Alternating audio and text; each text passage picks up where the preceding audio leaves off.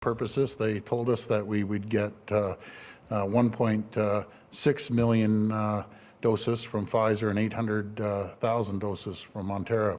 I think there are many numbers circulating amongst health officials as to what the possible deliveries of vaccines could be, but we're not going to confirm those plans until we have much more certainty around them.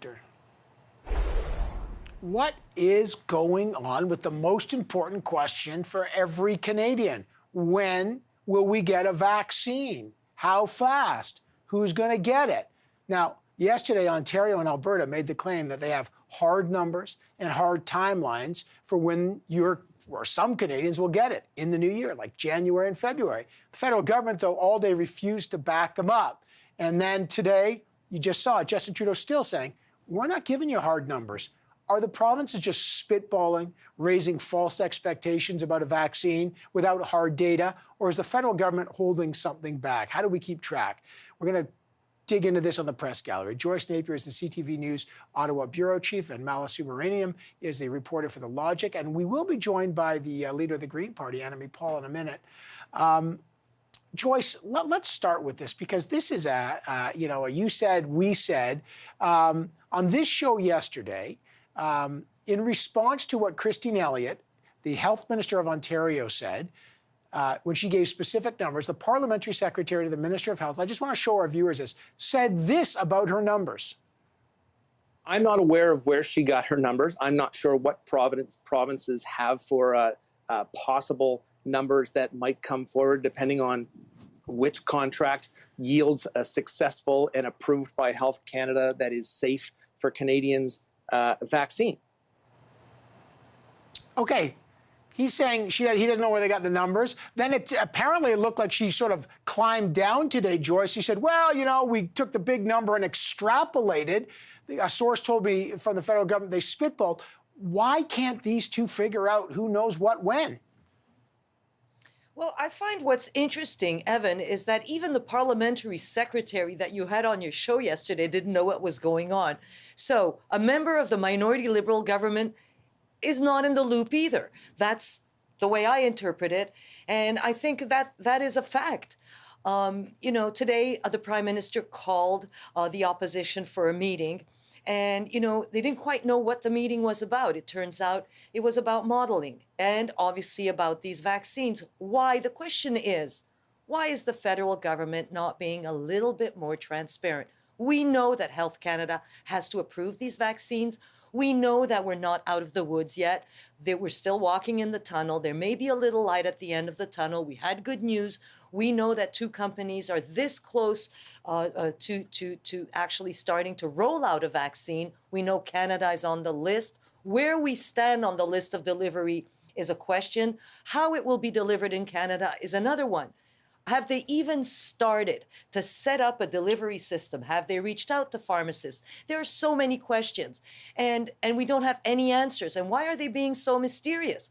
Give us an update.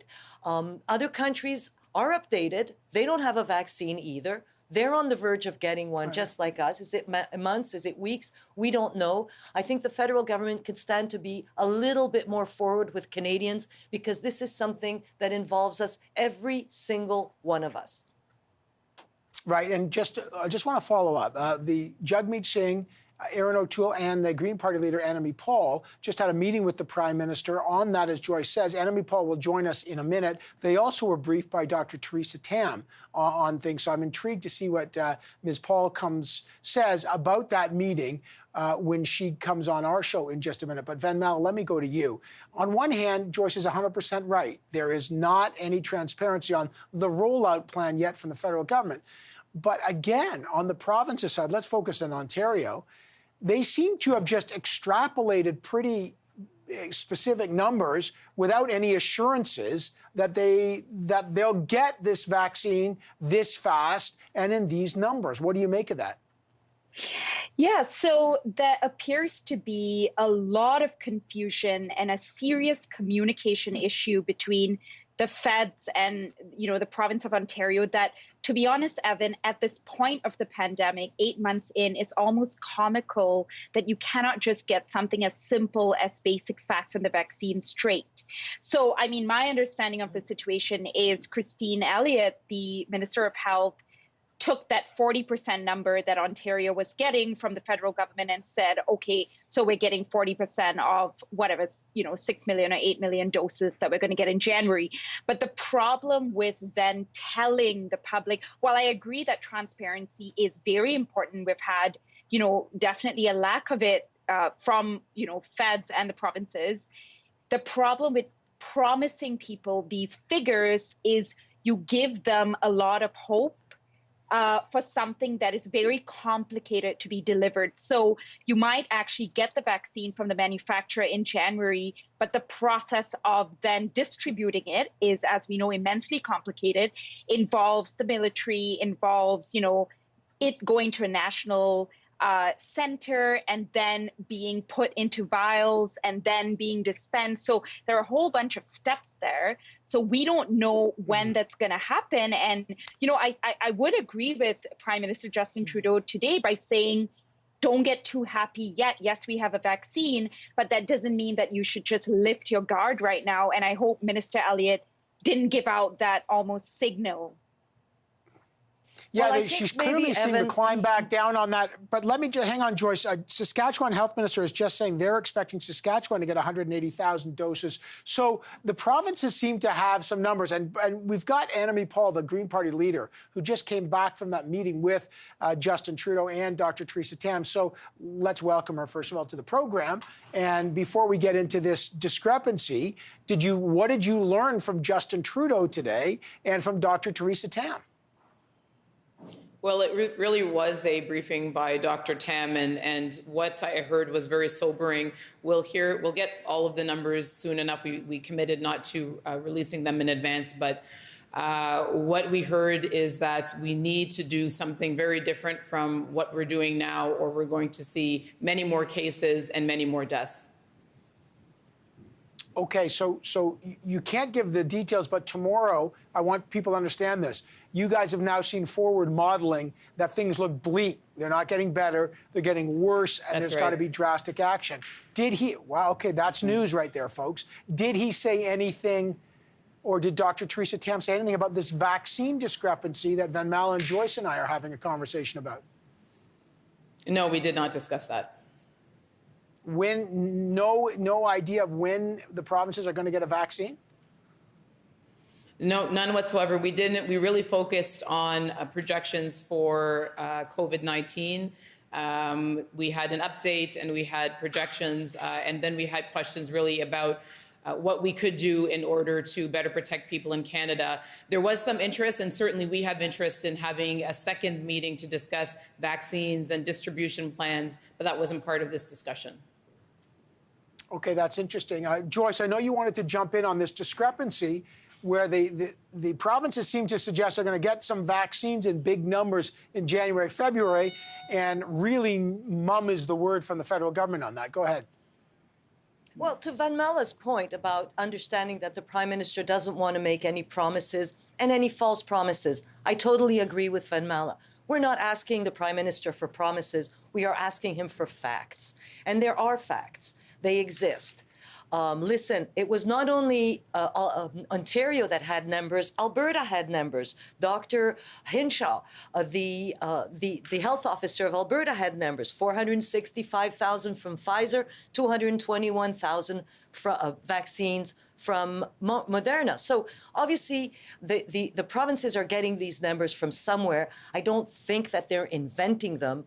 So the question is not to make promises, and I totally agree with Van Melle. We cannot go on with false promises, but I am sure that a little bit more facts and a little bit more transparency, just tell us, you won't see a vaccine until June, but we are now going to start a plan to distribute, or a task force or something that will tell Canadians that these people have it under control.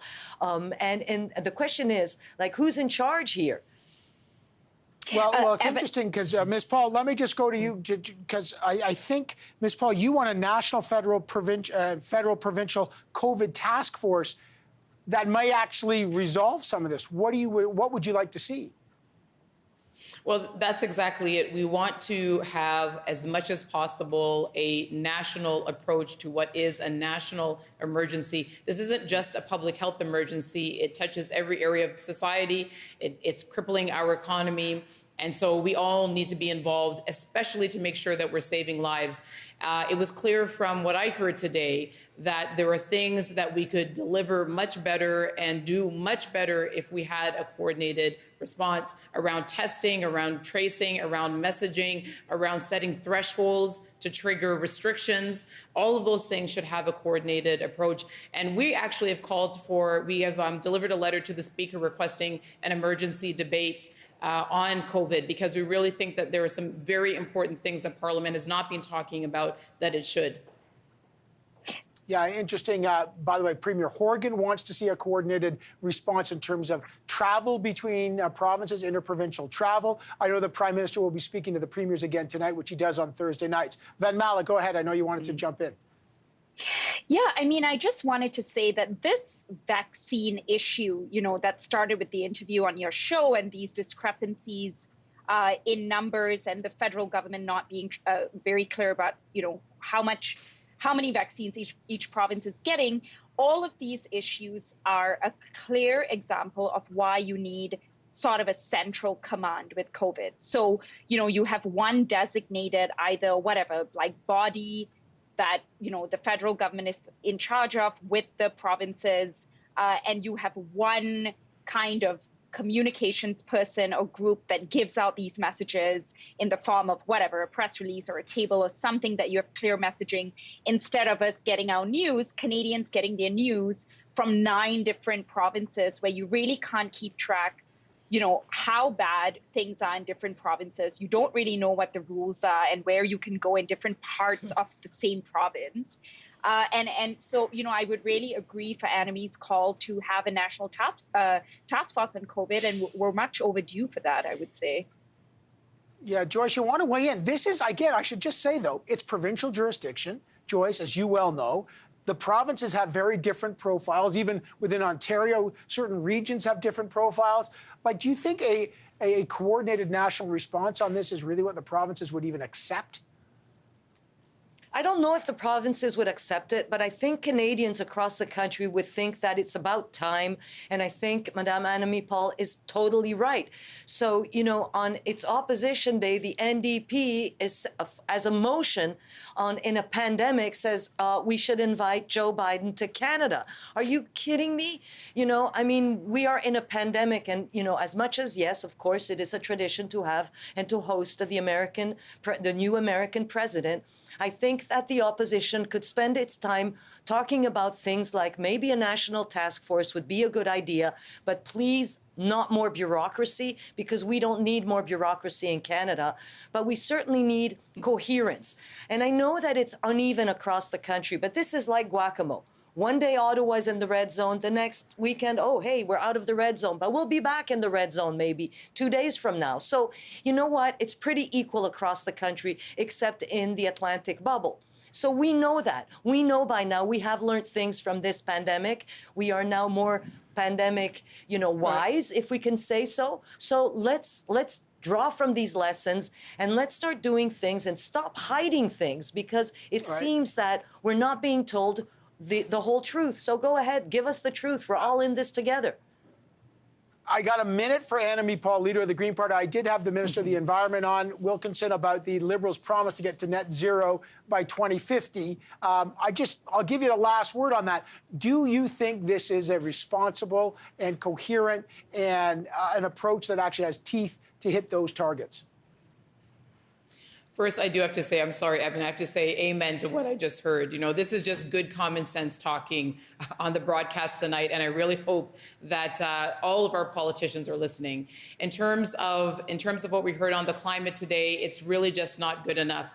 I want to tell people in Canada, we can do better than this. We can set targets for 2025 and 2030. We can meet them. We can seize this opportunity of a lifetime. What we saw today, unfortunately, was a lot of smoke and mirrors. If Minister Wilkinson wants to improve it, we're there to work with them on that. But we need to see something better than what we saw today. I got to leave it there. Green Party leader Annamie Paul, Vanmala, and Joyce, awesome to have you. I know sometimes we got to just squeeze it in there because that is your No problem. politics.